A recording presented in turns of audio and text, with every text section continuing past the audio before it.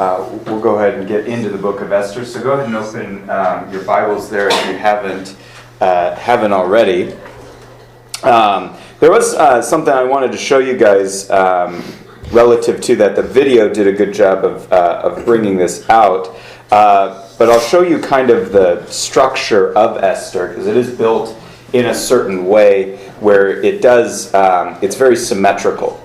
It's built in what's called a chiasm, where everything moves to and away from the center. And so Esther, one of the big themes that you have to look for is one thing happens and then it gets reversed. So reversal is a big theme in Esther, centered around this very middle point of the book, where Haman is coming in to talk to the king, and that's where the kind of switch is made. So we'll see that hopefully throughout looking at the book of Esther, and I'll make that accessible to you guys so that you guys can look at that. So I will go ahead and turn that off, and we'll talk a little bit about Esther, the book. Now I could, and go ahead and forward this for a second. Okay, so I could have, and there's some argument to say that maybe I should have actually started with Ezra and Nehemiah, which I view as kind of one volume that's a collection of writings. But I wanted to deal with Esther because, like Daniel, it has to do with Jews who are in exile. Okay, so that's why we're looking at Esther first, even though Esther happens kind of in the middle of what's going on in Ezra and Nehemiah. So we have to kind of understand the story of what's happening here. So remember with Daniel, okay, Daniel had the prophecy of the 70 weeks that we've gone over just recently, okay, and what ends up happening is they are told by Jeremiah, by Isaiah, that God would use this individual Cyrus to send them back to Israel, okay. So Cyrus is talked about in couple of places. Isaiah, let's see here, 44:28, is that right?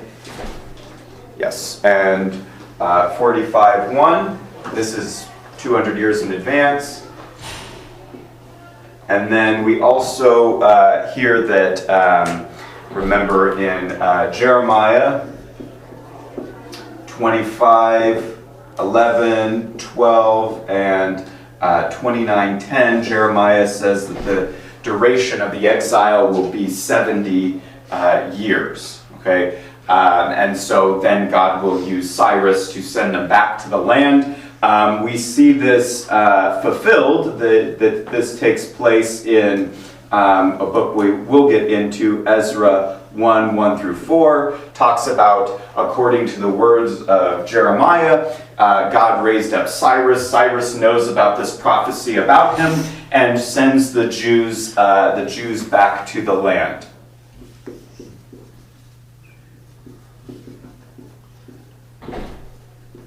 But here's kind of the interesting thing. This is around 538 BC.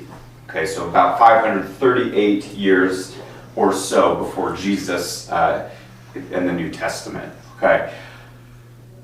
Years later, Esther is actually quite a bit after this. There are other kings, other people reigning. Esther happens between, Esther happens in this period of about 483 to 473. So this is when Nehemiah writes about the first return, where they go back and they try to rebuild the walls. Ezra goes back, and he is the one who leads spiritually as the priest, the writer of God's word, the collector of the documents, probably the author of these books. And then Nehemiah goes back in a third round even later to rebuild the actual city and the walls and kind of act as the governor in a way. Okay, Esther happens a little bit later within that overall story. Okay, and what Esther represents for us is she and Mordecai and other Jews are in this place, Susa, which equals Persia. This is modern day Iran. This is a city called Shushan or Shushana. And so it's in, the point is here, many Jews did not return. They remained voluntarily in exile in another land. Okay? During this time, when they go into exile and then when they come back to the land, they don't worship idols anymore. They don't worship other gods of the nations anymore. Okay? So idolatry is not really their problem anymore. But in Ezra, Nehemiah, and then also the prophets during this time, Haggai, Zechariah, Malachi, there's another problem that comes up where they don't prioritize God's plan, God's kingdom, God's values, God's commands. They are instead, the problem is not idolatry, but worldliness. They don't care as much about building the temple. They don't care as much about waiting for God's kingdom. They don't care as much about following the law. They also marry people of the land. They divorce their spouses in order to marry pagan people. This is when they intermarry with a lot of people of other religions. This is where you start to get the groupings of like the Samaritans, people who would basically be half Jewish, half people from Samaria, and so they would kind of blend some of the religion of that. So anyway, this is going on, and kind of the question is like, why are Esther and Mordecai still there, and other Jews still in Persia? And it's because they've been probably born there, grown up there, and they kind of like it. They kind of, enjoy the benefits of being in Persia. And they're even named Mordecai, which is after the, it's a blending of a couple gods, but the god Marduk is what his name is after. And Esther, that's not her actual Hebrew name, but it's what she's called mainly throughout the book, is named after the Persian god Ishtar, okay, or the Hebrew word for that is Ashtaroth, right, which the Jews would often worship the Baals, and the female version, the Ashtaroth, right? So these people, we kind of have some question about, well, why are they not going back to the land? And why how is God going to work with them? Okay, and then we see in this book, God directly is not mentioned. Okay, and that bothers some people. But the point is, and this is why I called it this, that Esther shows us the glory of the hidden God. God is hidden, present, working in what is called, this word isn't necessarily in the Bible, depending on the version that you use, but it tells us about God's providence, which his sovereignty is God ruling and decreeing all things and overruling and doing whatever he pleases in freedom of his nature and character, bringing all things together. His providence is an aspect of that, but it's where God works through not necessarily miracles like splitting the Red Sea, but through everyday little circumstances and imperceptible ways that God is able to bring about those things in a way that accomplishes what he wants. God is silent but active in this book. And so that's what the idea of providence is. Providence is that God is involved down to the details of everything that we do in our lives, so that when you put on your shoes this morning, or when you maybe forgot to do something, or you chose where to sit this morning, or you did whatever you did. We don't know what God is doing with every detail of what's happening all the time all over the world, but we do know that he's working in those circumstances to bring about his purposes. And we see that in the book of Esther. This is what Jesus talks about, like that, that the hairs of your head are numbered, that a sparrow doesn't fall to the ground without God taking notice of that God has all the details under his control. Even if he doesn't intervene in that direct of a way and do a miracle or something like that, like, Jesus walking on water, right? So providence would be like Jesus meeting the woman at the well. Woman just happens to be there, right? But God works out. Or Ruth, she walks onto Boaz's field. God didn't tell her to do that. She just happened to do that. So a couple of things we need to know for the book of Esther. Okay, a couple of things that I want to point out to us as we get through this book. Okay, and Esther is a funny book. It actually is. It's funny because it has this irony. It portrays things in a funny way. So there's a few items that you need to be aware of as you read through the book of Esther. You need to be looking for these things. So God is not mentioned, okay, but this is one of those things that you need to notice. This is what's called a conspicuous absence. Meaning, God is all over the book of Esther, and it's very obvious, but it's subtle.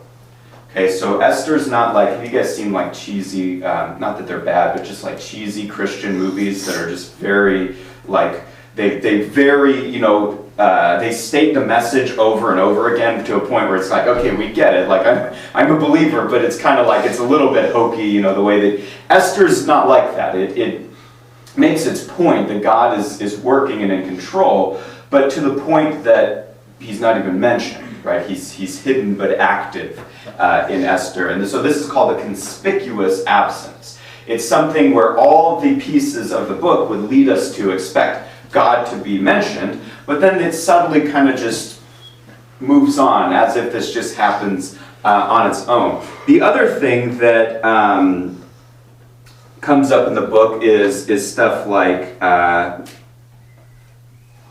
coincidence, chance, luck,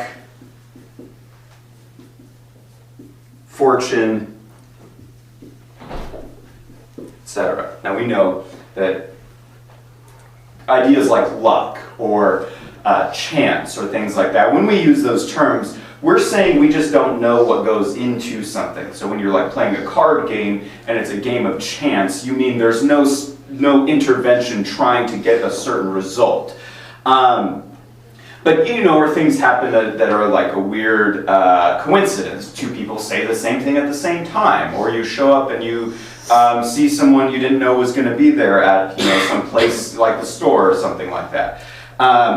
But in Esther, like it talks about these ideas, like, oh, and then this happened. Like Mordecai just happens to be walking by and he overhears a plot to overthrow the king and murder him. And he tells the king, and the king's happy with him. But the king's going to forget about it for a long time until it's the moment where he's in bed being read about this and he's like, wait a second, oh yeah, did I ever thank that guy? Did I ever do anything for him? And it's going to be important that he doesn't remember that until later, right?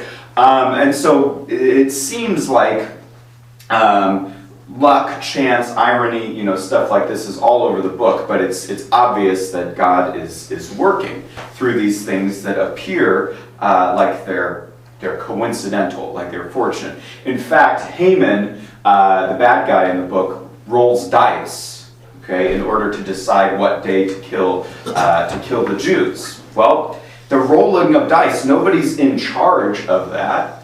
But he decides on that day, and then the reversal takes place on that day when God turns the whole situation around. So it seems chance. He threw dice. Nobody made a decision, or the dice allowed him to make a decision, but it never really gets, that you don't see, okay, well then God did this. It just kind of works the story out. The other thing that I've already mentioned is you need to know that the story is full of reversals.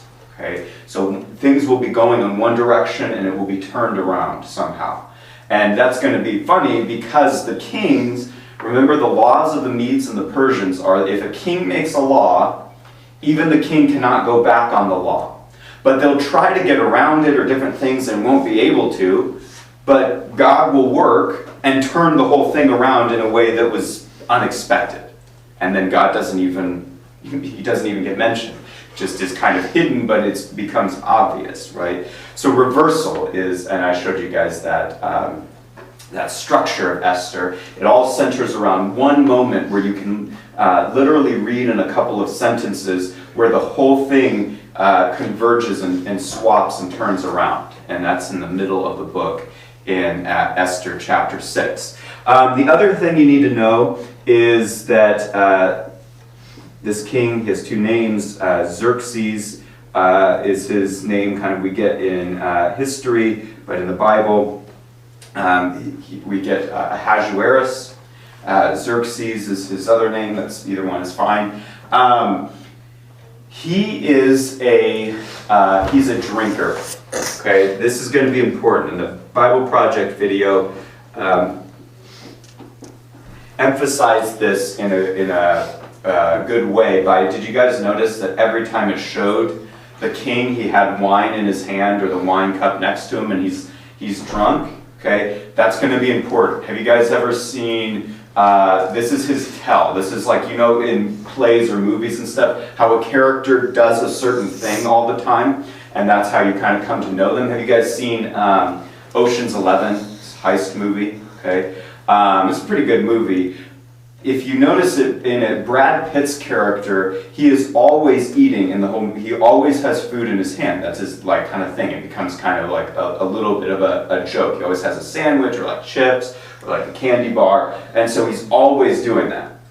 That's kind of how Xerxes is, except he's always drinking alcohol. Okay. The other thing is the king has these servants, okay, who have been, who are able to be around Esther and stuff like this because they are eunuchs. They have had basically this kind of surgery that the king, removes their ability to reproduce.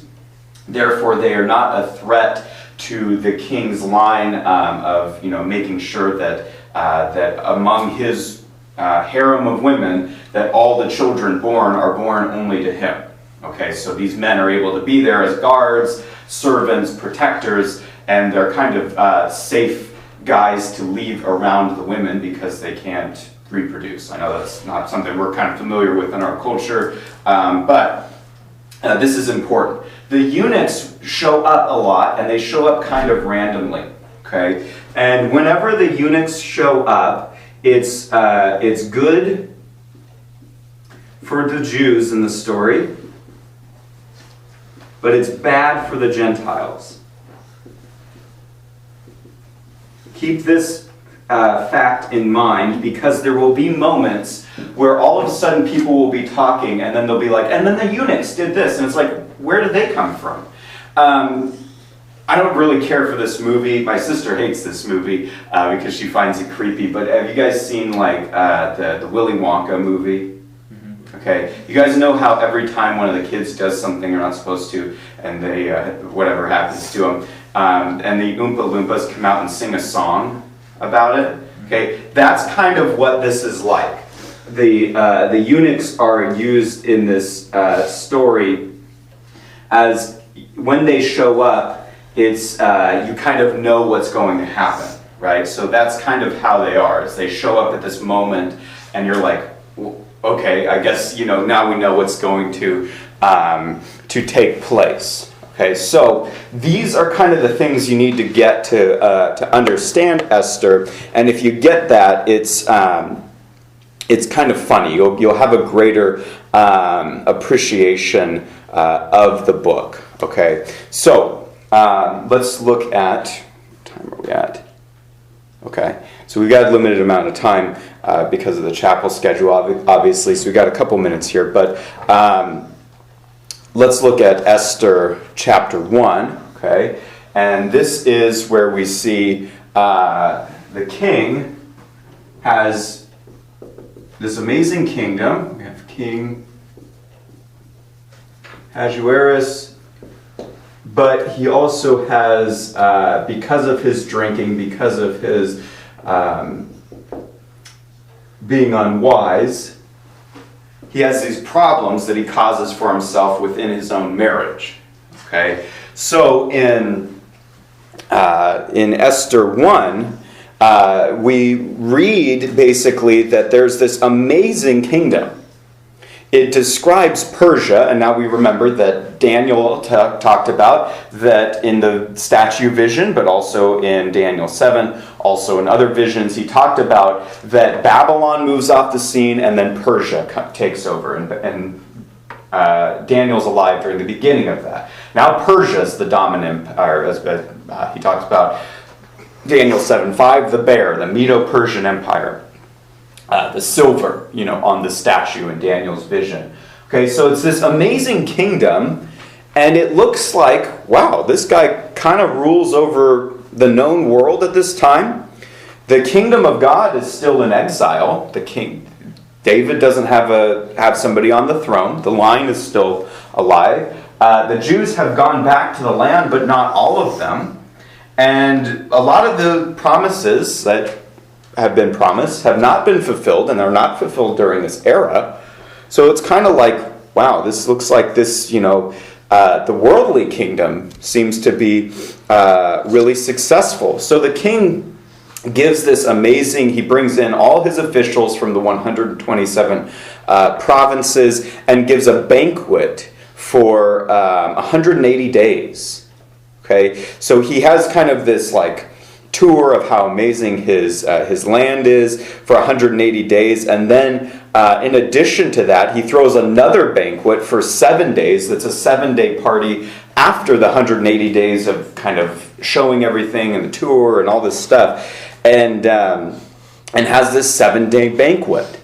Now the king makes this request. He rules over the world. He has this amazing kingdom, but now he makes this. Well, it's more of a command because he's drinking. Okay, look at Esther 1:7. It says, "Drinks were served in golden vessels of various kind. Royal wine was plentiful according to the king's hand." And then 8, the drinking was done according to the law. There was no compulsion. Okay, and then Queen Vashti is throwing a party for the women and all this stuff. Well, now the king makes a request. Okay, and basically he says, I want Queen Vashti to come in her royal crown. Okay, and so we see here in 1:10 mentions that on the 7th day, the king was merry because of wine. Okay, so I mentioned that he's a drinker, and then he commands and gives these names of these guys. The 7 eunuchs who served in the presence of King Ahasuerus. Okay, so look, we got the king drinking, and the eunuchs are here. So the eunuchs mean something bad or unwanted is going to happen to the Gentile characters. Okay, can somebody read Esther 1:11 just briefly here? Sure, Melissa, thank you. To bring Queen Vashti before the king with the royal crown in order to display her beauty to the people and the princes, for she is beautiful. Okay, so his request is he sends the eunuchs to get Queen Vashti to display her beauty in her royal crown. Sometimes we wonder, why is she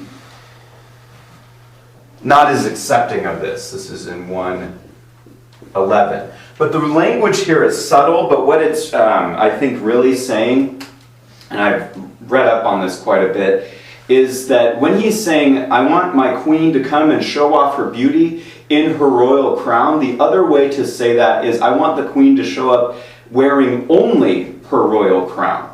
So he's saying basically, show up naked, show how beautiful you are, wear your crown and nothing else. And she says no. And so in a rage, he basically says, okay, Vashti's out, and is embarrassed here. And then all the men come to him and they say, wait a second, if the queen can say no to you and your command, your requests, then all the women in Persia might start getting this idea that they can deny what their husbands say or command, right? So he has to make a decree where he banishes Vashti. And he makes this decree that is irreversible according to the law. And he says, okay, we're getting rid of the queen. Okay? And so what we see here, this is the kind of part that's funny, is Xerxes has control over the whole known world and has this amazing kingdom. Where's the one area in his life where he doesn't have control? Well, maybe more than one we can mention, but from Esther chapter 1, where's the area where he does not have control or can't do whatever he wants? Yeah, his marriage, yeah. Genesis 3 talked about that because of sin, there would be this conflict between man and woman within marriage.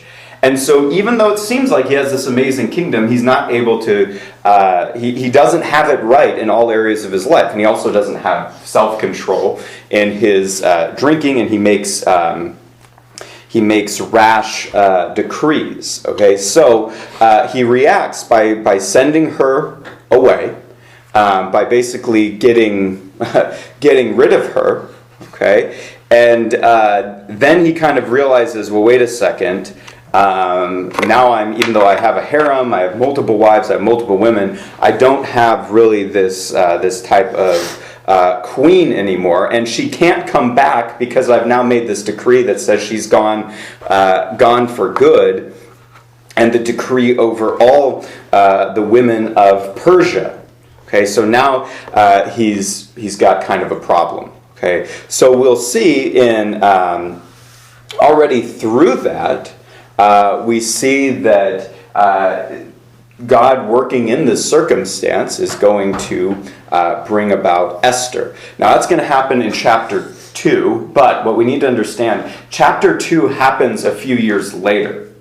I know we read it as they're back to back, but Xerxes goes to war with the Greeks for a while, and fights a battle that he loses, and then comes back and starts looking for a wife again. So there's time that takes place in this, and so we'll see in chapter 2, we'll quit here in just a second, we'll see Esther's coronation that God brings about in Esther chapter 2. Okay, one thing to take note of, okay, in just contrasting Daniel and his friends and Esther and Mordecai, is Daniel made it very clear, and his friends, that they would not disobey God, they would not eat the king's food, they would not do anything, they would be helpful, but they would not do anything that would put them at odds with God's commands. Okay, Esther and Mordecai, we don't really have that. They are named after pagan gods, which is common in that time, but that's what they're called throughout the book. Unlike Daniel and his friends, they don't seem to have issues about eating pagan food. They don't seem to have issues about marrying pagan Gentiles, although the women in this case are kind of forced into that, and joining the king's harem.